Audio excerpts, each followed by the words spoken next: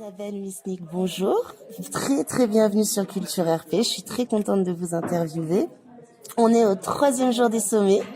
On a beaucoup parlé des médias dans cette édition et notamment de la confiance, ou plutôt de la défiance. Chez Influencia, c'est quelque chose que vous ressentez aussi, et comment vous vous battez contre ça? Bonjour. La confiance, c'est un sujet sociétal aujourd'hui. C'est pas seulement une confiance vis-à-vis des médias, c'est une confiance ou une défiance vis-à-vis des hommes politiques, vis-à-vis en effet des médias, vis-à-vis des institutions, vis-à-vis de l'Église, vis-à-vis des marques. Donc je crois que les médias se situent à l'intérieur d'un grand gloubi-boulga et en fait les citoyens se méfient. Moi je dirais pas qu'ils ont une défiance totale. Je pense qu'ils se méfient et qu'il faut justement gagner leur confiance. Et c'est vrai que les médias, notamment, puisque j'ai créé un média, les médias ont un rôle à jouer très fort. Parfois, on voit en ce moment, avec la crise des Gilets jaunes, ils ne jouent pas toujours leur rôle. Et c'est fort dommage. Parfois, ils jouent leur rôle quand on voit Le Monde ou d'autres qui font des enquêtes assez extraordinaires. Donc il y a deux côtés. Je pense que les médias ont un rôle capital à jouer. Il faut qu'ils fassent attention à pas aller trop loin. Il faut qu'ils fassent attention parce qu'ils sont aussi comptables de ce qu'ils font. Mais les médias ont un rôle extraordinaire à jouer, de découvreurs, d'expliquer aussi beaucoup ce qui se passe dans la société. Nous, c'est ce qu'on fait en tout cas. Voilà, chez Influencia, comment on la gagne, cette confiance? Déjà, on s'est battu depuis déjà quelques années sur l'infobésité. On a fait une grande campagne de communication il y a 2 ans qui était assez forte avec des grosses têtes. On voyait l'effet du fait d'ingurgiter tant d'informations qu'on en vomissait finalement. Donc on s'est battu là-dessus. Aujourd'hui, on se bat encore sur le fait qu'il faut être intelligent.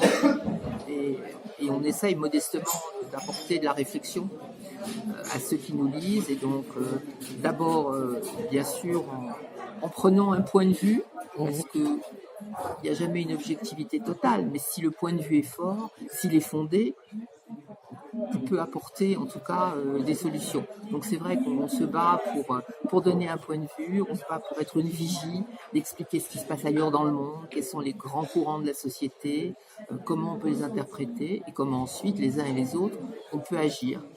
Le format d'Influencia, alors je parle pas du site web, là je parle vraiment de ce magnifique magazine papier, ça y contribue aussi, c'est une façon aussi que vous avez de dire on communique peu mais on communique bien. Oui, en fait, moi au départ, j'étais persuadée quand j'ai créé Influencia, donc il y a 15 ans, on va fêter les 15 ans cette année, j'étais persuadée qu'il y avait le temps court et le temps long. Donc le temps court, c'est Internet, ce qui ne veut pas dire que le temps court doit être n'importe quoi. Il doit être basé sur de l'information précise, vérifiée, originale, internationale. Et puis donc il y a le temps long.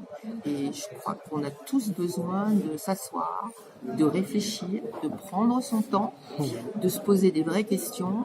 Et du coup, nous on fait intervenir dans la revue des intervenants, outre les journalistes bien sûr, mais qui sont d'univers très différents, qui peuvent être des sociologues, des paléontologues, des spécialistes du nucléaire, ou des spécialistes de l'atome, des historiens, des communicants, donc vraiment absolument tous les univers, des philosophes qui vont se poser des questions, ils vont parfois y répondre, parfois ils vont tout simplement nous poser les questions et à nous de trouver les bonnes réponses. Et comment vous voyez les choses évoluer pour Influencia?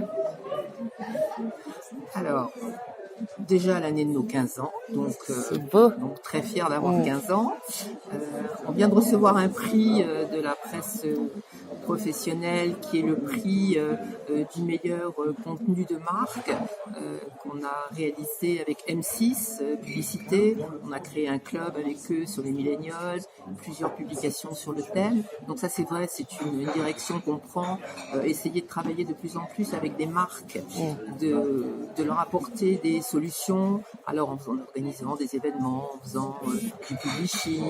Donc ça, c'est une direction très forte. On vient de faire un énorme livre blanc pour Clépierre, en français et en anglais. Donc voilà, ça c'est un des axes sur lesquels on travaille, parce qu'on a, en fait, on est tellement sur la tendance, on est tellement en avance sur le pignon, c'était notre slogan au départ, mais voilà, donc on travaille beaucoup avec les marques, ça c'est un axe.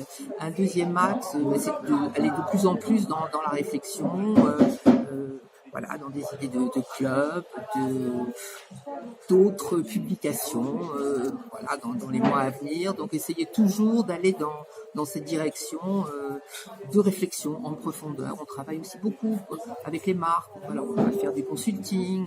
Voilà, donc essayer d'apporter finalement nos connaissances, puis notre passion, parce que nous sommes des passionnés, nous sommes des curieux, et ça, voilà, et ça, il faut faire partager les autres.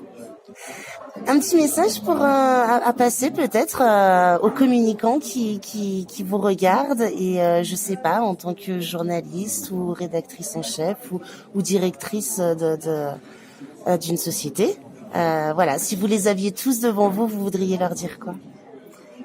Alors, je leur dirais avant tout, soyez créatifs, osez. Soyez cool aussi, voilà, ça c'est trois directions. Et puis vis-à-vis peut-être des relations qu'ils ont face aux journalistes, essayez de trouver des angles intéressants pour les journalistes, réfléchissez à qui vous vous adressez, proposez des angles de réflexion un peu en profondeur, parce que nous on est toujours à la recherche de sujets, on est à la recherche d'échanges. Donc moi je dirais vraiment plus d'intelligence, mais dans le sens noble du terme, hein, bien sûr. Donc et puis dites-vous que les journalistes, c'est vrai, on le répète depuis toujours, on est débordés, on n'a pas le temps de tout faire. Plus que jamais. Donc voilà, plus que jamais. Donc trouvez toujours le bon angle et ne nous proposez pas des sujets qui ne nous intéressent pas. Vous allez proposer à 150 personnes. Partenaire, alors. Voilà, le mot partenaire est très très important. Nous on dit qu'il faut être partenaire avec les marques, il faut que les communicants soient partenaires avec les journalistes, parce que sans les communicants, les journalistes, ils ne peuvent pas faire leur travail, et c'est réciproque. Donc c'est vraiment un partenariat entre les deux, et je trouve que, et parfois il y a de très très beaux partenariats, donc il faut continuer et aller encore plus loin. Merci beaucoup Isabelle, et revenez quand vous voulez sur Culture RP. Merci beaucoup.